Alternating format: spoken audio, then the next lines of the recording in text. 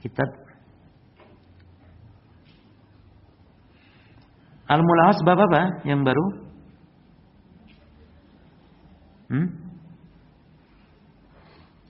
Itu bab tentang macam-macam sihir sudah dibaca belum? Judulnya belum? Sudah sampai mana ya? Dah, kitabnya beda saya, kitab asli kalau saya. Dalil?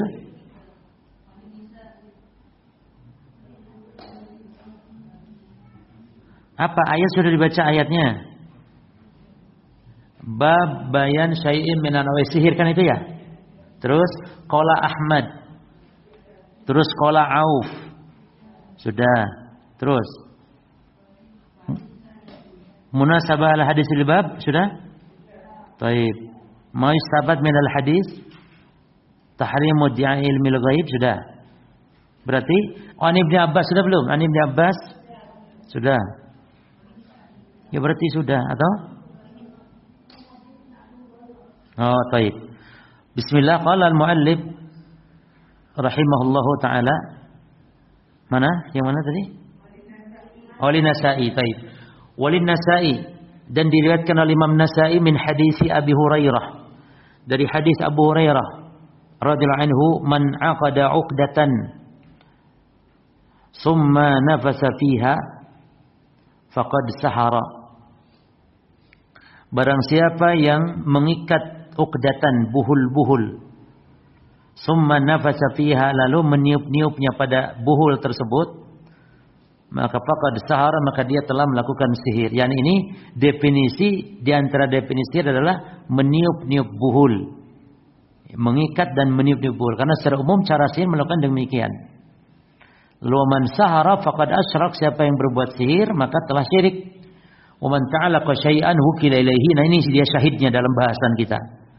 Wa man ta'allaqa, bukan yang ini. Wa man sahara faqad asyraka, ini dia syahidnya ya. Wa man ta'allaqa syai'an wukila ilaihi. Barang siapa yang menggantungkan sesuatu, maka dia akan dibuat ketergantungan kepadanya. Ya, menggantungkan sesuatu, dia akan dibuat ketergantungan kepadanya. Baik. Hadis ini menjelaskan tentang di antara macam sihir adalah mengikat-ikat buhul, ya, tali-tali itu. Maka di sini perhatikan kata Syekh Fauzan, munasabatul hadisil bab anna fihi bayan naw'in min anwa'i sihir. Dalam hadis ini ada penjelasan tentang jenis-jenis sihir. Wa huwa sihrul uqad, itu sihir ikatan. Ini ikatan-ikatan al-musamma bil azimah, yang disebut dengan al-azimah, ya, atau disebut dengan jimat. Baik. Kita baca dulu makna hadis secara global.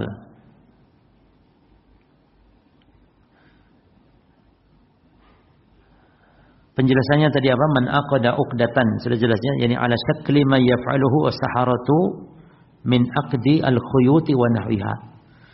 Yani dalam bentuk yang biasa dilakukan oleh tukang sihir, min aqdil khuyut, berupa mengikat benang-benang, tali-tali, wa nahwiha, dan semisalnya. Ya. Wa nafasa fiha, ay an-nafas huwa an-nafkhu ma'ariq. Meniup, yani meniup sambil disertai dengan adanya air ludah, wa huwa dunat tafli, dan dia di bawah at-tafl. Kalau at-tafl itu lebih banyak lagi air ludahnya gitu. Tuh. Tapi kalau an-nafas, dia tiup sambil ada air ludahnya sedikit. Kalau at-tafl itu meniup sambil air ludahnya agak banyak. Taib faqad sahara ay fa'ala sihra al-muharram. Dia telah melakukan sihir, yakni berarti perbuatan sihir yang terlarang, yang haram. Wa man sahara faqad asyrak, siapa yang berbuat sihir maka dia telah berbuat syirik. Kenapa? Li'anna sihra la yata'atta biduni syirk. Karena sihir tidaklah dilakukan tanpa kesyirikan. Ya. Artinya pasti melakukan kesyirikan gitu. Li'annahu isti'anatun bisyayatin, karena dia ada minta pertolongan, unsur minta pertolongan kepada syaitan. Ya. Jadi sihir itu tidak dilakukan kecuali dengan kesyirikan. Wa man ta'alaqa syai'an wukila ilaihi, apa artinya? Siapa yang menggantungkan sesuatu, dia akan diberikan ketergantungan kepadanya. Yani man ta'alaqa qalbuhu, barang siapa yang hatinya bergantung bisyai'in, ya, kepada sesuatu, wa'tamada, dan bersandar alaihi, di atasnya, maka wakkalahullahu, Allah akan buat ketergantungan ila dzalika syai', kepada sesuatu yang dia bergantung tersebut, wa khadalahu, dan Allah akan hinakan. Ya. Contohnya kalau ada orang bawa jimat, bergantung pada jimat, ketika jimatnya itu ketinggalan, dia akan balik lagi tuh. Dia nggak jadi safarnya tuh, karena jimat ketinggalan. Masa mungkin dia berangkat safar tanpa bawa jimat? Akhirnya ketergantungan seperti itu. Tapi kalau antum ketergantungannya kepada Allah, bersandarnya kepada Allah, tenang, kemanapun Allah menyertai. Innallaha ma'al muttaqin. Allah akan menyertai terus bersama orang muttaqin. Ini kebersamaan maknanya Allah menjaga, Allah menolong, Allah melindungi, Allah mencukupi. Ya. Maka orang yang keluar rumah baca bismillah, tawakkaltu 'alallah, la haula wala quwwata illa billah. Ada 4 perkara yang Allah akan berikan pada yang pertama, qad wukita, dijaga oleh Allah. Wa kufita, dicukupi oleh Allah. Wa hudita, diberi petunjuk oleh Allah. Dan setan, yatahannas syaitan, setan lari, minggir. Baca apa tadi? Bismillahi tawakkaltu 'alallah, la haula wala quwwata illa billah. Ini dia bergantung kepada Allah. Tawakal dia kepada Allah. Jadi gantungkan hati kepada Allah. Dengan tentu mengambil asbab. Ya, berusaha ambil sebab. Sebab keselamatan dengan mengunci pintu. Tapi mengunci pintu toh jangan cukup. Tenang, pintu lah dikunci kok. Karena bisa dibobol. Pintu bisa dibobol jemaah. Gitu loh. Maka jangan ketika sudah melakukan usaha tidak bergantung kepada Allah. Yani tenang karena sudah bergantung kepada sebab. Ya, bergantung kepada sebab kesyirikan dan tidak mengambil sebab kedunguan. Dungu ini kayak ingat Rocky Gerung ini. Ojo dungu lah bahasanya. Kebodohan. Bodoh aja. Ya. Tapi bukan bodoh maksudnya gini kan. Enggak mengambil sebab, jadi cukup tawakal itu cukup. Enggak usah cari rezeki, enggak usah, cukup di rumah nanti datang rezeki. Enggak mengambil sebab. Ini maksudnya. Bersandar kepada sebab kesyirikan. Gitu. Jadi Ahlussunnah itu menyatakan sebab itu ada pengaruh, namun bukan pelaku sebab itu. Jadi sebab berpengaruh kalau diizinkan oleh Allah. Jelas ya? Baik. Makna hadis taib apa di sini? Yubayinu sallallahu alaihi wasallam nau'an min anwa'i sihir wa hukmahu. Nabi menjelaskan di antara macam-macam sihir dan hukumnya. Muhadziran umat, sebagai bentuk memberi peringatan kepada umatnya, man ta'ati, bagi yang melakukannya. Fayaqulu, ya, maka beliau mengatakan inna min anwa'i sihir. Jadi seolah-olah beliau ngomong begini, sesungguhnya di antara macam-macam sihir adalah an yu'qidal 'uqada fil khuyuti wa nawiha. Yani siapa yang mengikat buhul-buhul baik pada benang atau yang lainnya, ya, wa yanfukha, lalu dia meniupnya fitil kal uqad, di buhul-buhul tersebut, nafkhan mashuban birrik, itu tiupan yang diiringi dengan ludah. Ludah itu bukan ludah air, ludah maksudnya ada air gitu loh yang terciprat sedikit. Ya, tuh. Nah, saya sekarang tuh ya. Itu ada air yang keluar. Gitu loh. Wadalika, hal itu karena an-nasara, bahwasanya tukang-tukang sihir ida aradu, ya, apabila mereka mau, ya, amila sihir, ya, melakukan kesihiran, ya, melakukan sihir, aradu, yakni amal sihri, amalan-amalan sihir, aqadu al-khuyuta, mereka mengikat benang-benang, wa nafasu, mereka meniup-niupnya, ala kulli uqdatin, di setiap buhulnya hatta yan'aqida ma yuriduna minas sihri, sehingga yan'aqida ma yuriduna minas sihri, sehingga mereka untuk mengikat apa yang mereka inginkan dari sihirnya. Fatatakayyafu ya nafsuhumul khabisah bisyarr. Fatatakayyafu, sehingga mereka mulailah melancarkan ya diri-diri mereka yang buruk ya dengan suatu keburukan, wa yasta'inuna, dan mereka minta tolong bisyayatin, kepada setan-setan. Maka para ikhwan, semakin sakti ini tukang sihir, itu biasanya semakin kufur dalam prakteknya. Ya. Ada yang syaratnya itu harus menginjak Quran di toilet misalnya. Sampai gitu syaratnya. Ada yang harus menulis kalimat Allah dengan darah haid misalnya. Ini pengalaman-pengalaman ya tukang-tukang para peruqyah-peruqyah yang membahas masalah ini. Jadi dukun itu sampai seperti itu, tukang-tukang sihir sampai seperti itu. Kalau sudah menyembelih untuk sihir itu pasti itu. Pasti. Rata-rata demikian ya kawan. Ada seorang yang pernah berguru pencak silat gitu ya. Dia nanya, Ustaz, anak katanya dulu waktu ikut perguruan silat, jadi supaya kita ini bagaimana kebal dibacok dan sebagainya untuk penjagaan. Beliau ini seorang pelayar, seorang kerja pelayaran di kapal pesiar. Kan banyak bergaul dengan orang-orang yang berbagai negara lah katanya karakternya. Terus kita orang Indonesia kadang supaya punya kekuatan kalau ada terjadi masalah, maka saya datang untuk belajar silat sambil bagaimana supaya kebal dibacok. Ternyata betul. Jadi syaratnya saya disuruh nyembelih waktu itu katanya burung berwarna hitam. Cari burung berwarna hitam, lalu disembelih dan harus menyebut nama. Ada nama yang disebutnya. Ini ternyata bukan omong kosong jemaah. Bukan tuduhan-tuduhan. Jadi banyak jemaah kita sendiri. Sekarang itu sudah tobat alhamdulillah. Ya. Itu dia gimana cara tobatnya katanya. Apakah saya telah berbuat syirik? Ya jelas itu syirik akbar. Untung antum belum mati itu. Coba antum mati sudah melakukan syirik besar itu. Menyembelih untuk selain Allah itu syirik besar. Sekarang alhamdulillah tobat ya cukup bertobat kepada Allah. Ya. Dengan taubatan nasuha. Kalau bisa salat tobat 2 rakaat. Akibat perbuatan tersebut. Baik. Fayanfukhuna fi tilkal uqad. Maka mereka meniup-niup pada buhul tersebut, wa yakhruju min nafasihim al-khabithah, maka keluarlah dari tiupan-tiupannya yang buruk tadi, nafasun muqtarinun birriqil mumazziz lisyarr, tercampur juga diikuti dengan ludah yang memang mengandung racun keburukan. Wa yastani'una bisyayatin, minta tolong kepada setan, fayusibu, maka al-masfura, maka tertimpalah orang yang disihirnya biidnillahil kauni. Nah ini nih al-qadari, atas izin Allah secara kauni, secara pentakdiran. Jadi sihir itu manjur dengan izin Allah loh coba.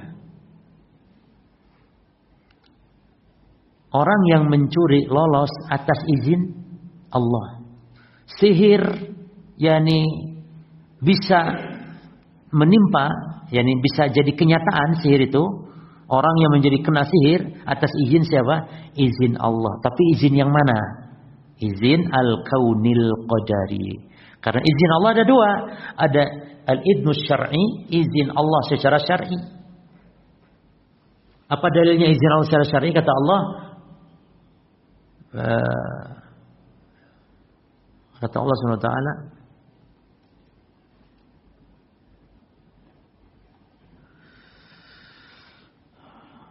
apa ayatnya yang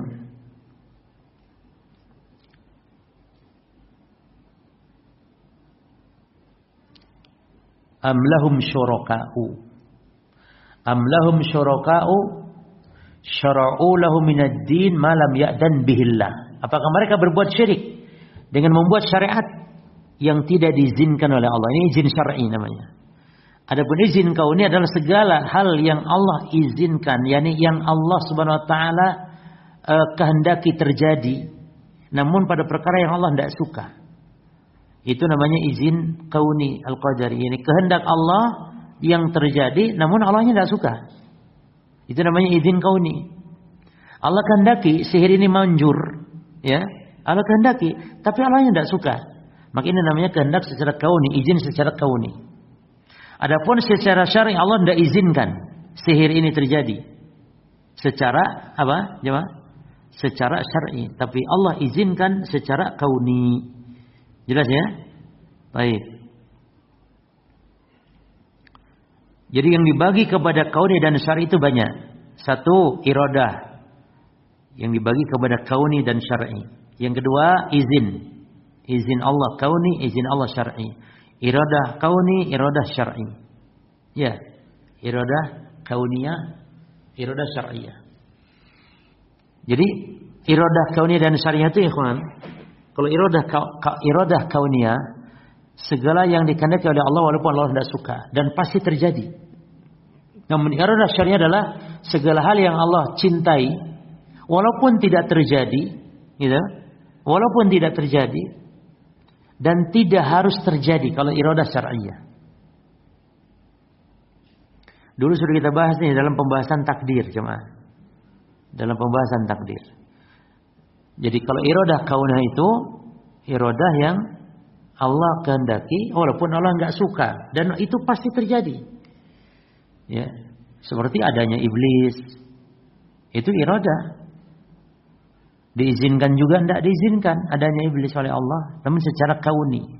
Namun secara syar'i enggak diizinkan dan enggak dikehendaki oleh Allah secara syar'i. Karena iblis, kekufuran.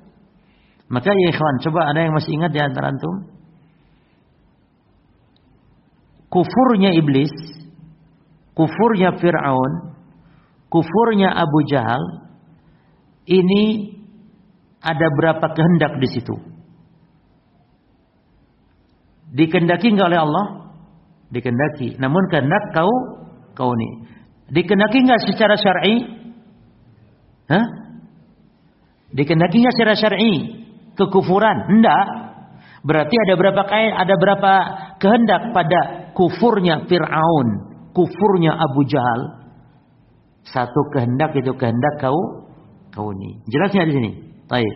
Yang kedua, imannya Rasulullah. Imannya Rasulullah. Imannya Abu Bakar. Ada berapa kehendak di situ?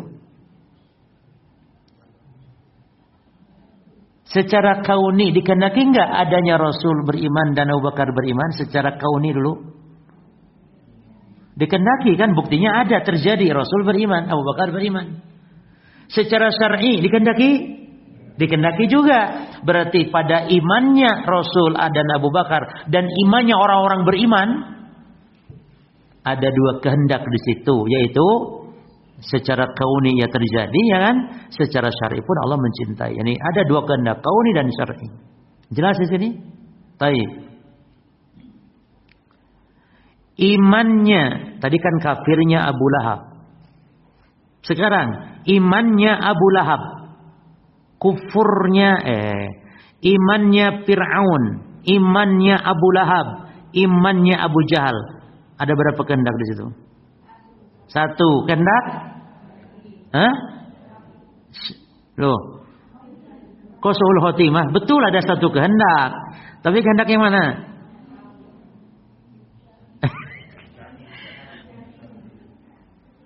Allah menghendaki tidak Abu Lahab itu beriman dan seluruh umat manusia beriman? Berkehendak tidak? Kehendak secara apa? Syar'i. Makanya kehendak syar'i itu kadang tidak terjadi. Buktinya kehendak Allah secara syar'i Abu Jahal beriman terjadi tidak? Tidak terjadi. Tapi Allah kehendaki toh. Gitu. Maka pada imannya Abu Lahab, imannya Abu Jahal, imannya Fir'aun, imannya seluruh orang kafir, ada satu kehendak Allah di situ, itu apa? Syar'i.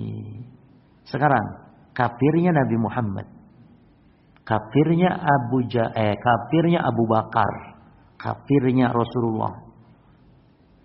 Ada berapa kehendak di situ? Betul. Jazakallah khair. Coba ibu, ada berapa kehendak bu?